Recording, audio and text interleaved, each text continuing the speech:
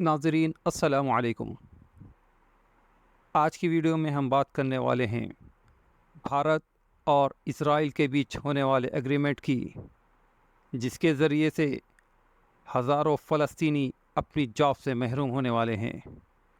تو بنے رہیں ہمارے ساتھ، اور اسی طرح کی ویڈیو کے لیے ہمارے چینل کو ضرور سبسکرائب کر لیں اور اس ویڈیو کو لائک کر دیں۔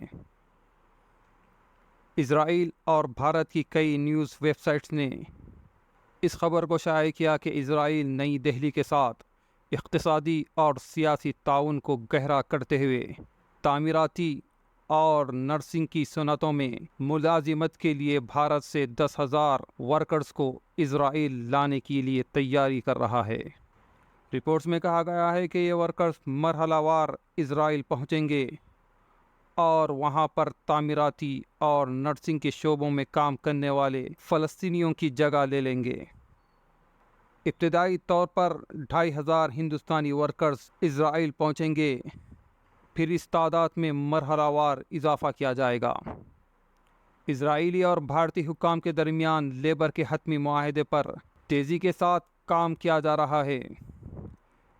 اسرائیلی وزارت کے ایک ترجمان نے کہا کہ ہم توقع کرتے ہیں کہ معاہدوں کو بہت جلد منظوری دے دی جائے گی اور ہم بہت جلد ہندوستانی ہنرمند مزدوروں کو مناسب نگرانی میں ہمارے یہاں کام کرتے دیکھیں گے۔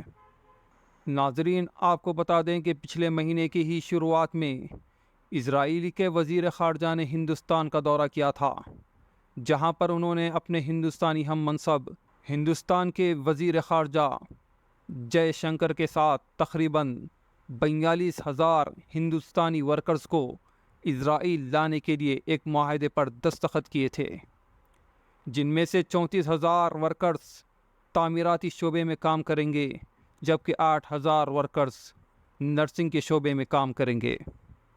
پچھلے چند سالوں میں سے انڈیا اور اسرائیل کے تعلقات کافی مضبوط ہوئے ہیں، خاص طور پر پی ایم مودی کے وزیر اعظم بننے کے بعد انڈیا نے اسرائیل کے ساتھ اقتصادی اور دفاعی شعبوں میں کئی معاہدے کیے ہیں۔ اور آپ کو یہ بھی بتا دیں کہ پی ایم نریندر مودی کو انڈیا کی تاریخ کے وہ پہلے وزیر اعظم کے طور پر جانا جاتا ہے جنہوں نے اسرائیل کا دورہ کیا ہے۔